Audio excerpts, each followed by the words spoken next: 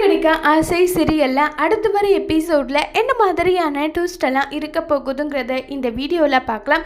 ரவி நேரம் ஸ்ருதி கிட்ட வராங்க. ஸ்ருதி கிட்ட வந்து ரொம்பவே கோவமாக சண்டை போடுறாங்க. ஸ்ருதி, உன் அப்பா அம்மா என்ன நினைச்சிட்டு இருக்காங்க? என் கேரக்டரை அசோசினேட் பண்ணி பேசுகிறாங்க. எதுக்காக இப்படி பண்ணுறாங்க? இதுக்கு மேலே உன்னுடைய அப்பா அம்மான்னு கூட பார்க்க மாட்டேன்னு சொல்லிட்டு ரொம்ப கோவப்படுறாங்க. உடனே ஸ்ருதி, ரவி முதல்ல என்ன விஷயம்னு சொல்லு. நீ பாட்டுக்கு வந்து சத்தம் போட்டுட்டு இருந்தா எனக்கு என்னடா தெரியும்னு சொல்கிறாங்க.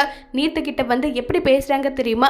ரவி கல்யாணம் ஆன பையன்றது தெரிஞ்சோ எதுக்காக நீ அவங்ககிட்ட அவ்வளோ க்ளோஸாக பழகிட்டு இருக்குன்னு சொல்லி என் கேரக்டரை தப்பாக பேசுகிறாங்க. அது தப்பு இல்லையான்னு சொல்லி கேட்குறாங்க.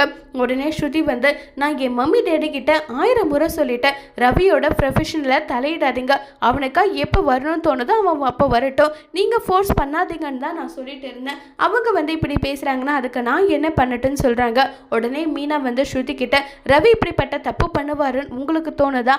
இல்லையே, அப்புறம் எதுக்காக உன் அப்பா அம்மா அப்படி பேசுகிறாங்க? ரவியோட மனசு எந்த அளவுக்கு ஹர்ட் ஆயிருந்தா அவர் சத்தம் போட்டு கூட பேசாதவர் இந்த அளவுக்கு கோவப்படுறாங்க. கண்டிப்பாக ரவி வந்து எப்பவுமே தப்பு பண்ண மாட்டாரு.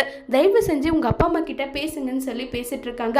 உடனே விஜயா வந்து, இங்கே பாருடா, உனக்காக ஒரு ரெஸ்டாரண்ட் ஆரம்பிச்சிருக்காங்களா, அதில் போயிட்டு ஜம்மன் ராஜா மாதிரி உட்காராண்ட, அதுக்கு எதுக்காக நீ இப்படி பண்ணிட்டு இருக்க நல்லா சொல்லிக்கிட்டு இருக்காங்க. இதை கேட்டு ரவி ரொம்பவே கோபத்தில் அங்கேருந்து கிளம்பி போகிறாங்க. அதோட இந்த பிரமவை முடிச்சிருக்காங்க.